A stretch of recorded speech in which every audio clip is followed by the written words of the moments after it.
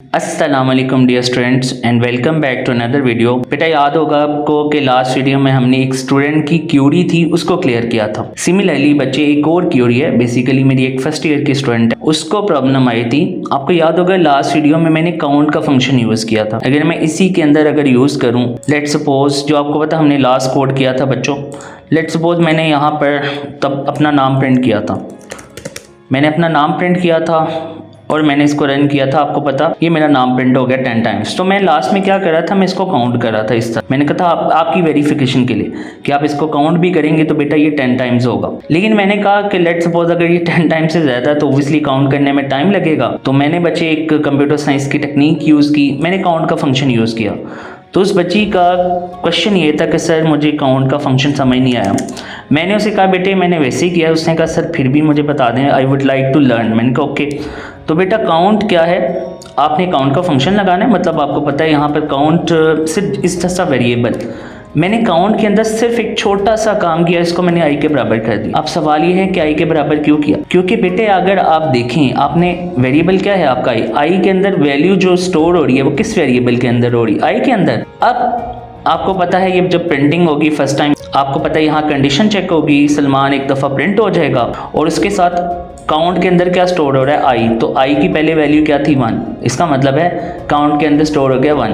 अब जब यहाँ पर आएगा बेटा तो आई की वैल्यू 2 हो जाएगी क्योंकि हमने इंक्रीमेंट लगाया हुआ है। अब जब आई की वैल्यू 2 हो जाएगी, दोबारा कंडीशन चेक होगी, ये 2 टाइम्स प्रिंट हो जाएगा। अगेन यहाँ पर अब काउंट की वैल्यू क्या हो जाएगी? 2 हो जाएगी। पहले 1 थी, अब क्या होगी? 2।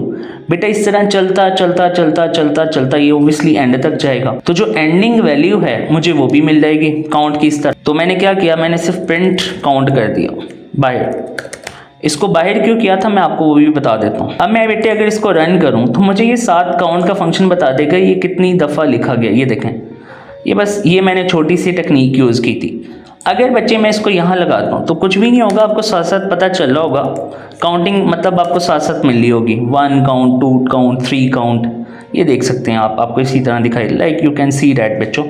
1 2 3, यहाँ पर अगर आप इसे काउंट करो तो ये 1, ये 2, ये 3 टाइम और ये बेटे कितनी दफ़ा हो जाएगा? 4 टाइम। इसी तरह ये 5 टाइम है, उसके बाद 6 है, 7 है, 8 है, 9 है और उसके बाद बेटे 10 है। होप सो बच्चे आपको पता चल गया होगा। अच्छा बेटे ये मैंने लिखा हुआ है आइटरेशन, ये मैंने लास्ट वीडियो जो बताई उसमें बताया। अच्छा बच्चों, फर्दर मूव करने से पहले आपसे छोटी सी रिक्वेस्ट है, इस वीडियो को लाइक करें, शेयर करें और इस चैनल को सब्सक्राइब करें। आइटरेशन बच्चे बेसिकली लूप का एक चक्कर जो होता है ना, एक साइकिल होती है। आपको पता है लूप ने एक दफ़ा प्रिंट किया, यहाँ पर इंक्रीमेंट होगा, जब इंक्रीमेंट होगा दोबारा कंडीशन चेक होती है क्योंकि अब आई की वैल्यू क्या हो चुकी है? 2। तो लूप हर दफ़ा एक साइकिल को कंप्लीट कर रहा है, एक साइकिल फिर दूसरी, इस तरह तीसरी, फिर ये चौथी, इस वे में ये चल रहा है 1 2 3 4 5 6 एंड देन ऑनवर्ड।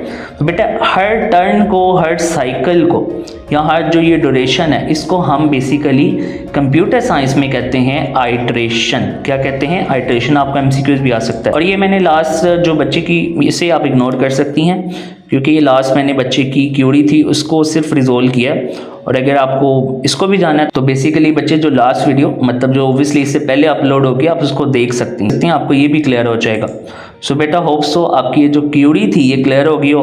अब आप कोशिश करें आप इसको मज़ीद एडवांस करें। बेटा एक बात याद रखिएगा, कोडिंग कभी भी ऐसे नहीं आती, आप ये देख के करते रहेंगे कुछ भी नहीं आएगा। मैंने कभी भी बेटा कोड देख कर नहीं किया। अब मेरी क्लास में क्या होता था, ओब्वियसली आप यूनिवर्सिटी में जाते हैं, अब मेरे क्लास फेलो बहुत से थे कि जिस तरह टीचर ने कोड लिखा उस तरह कॉपी किया, पेस्ट किया एंड दैट्स इट। नहीं बेटे, इस तरह आपको कभी भी कोडिंग नहीं आएगी। कोडिंग को आपने हमेशा अपने कॉन्सेप्ट्स के मुताबिक इम्प्लीमेंट करना है। अपने कॉन्सेप्ट के मुताबिक इम्प्लीमेंट करेंगे, आप कभी भूलेंगे नहीं बच्चे। तो आपने ये हमेशा बात याद रखनी है। सो बेटा होप सो इकरा आपका पॉइंट क्लियर हो गया होगा। सो बेटा that was our today video. अल्लाह हाफिज। Thanks for watching students and kindly don't forget to subscribe.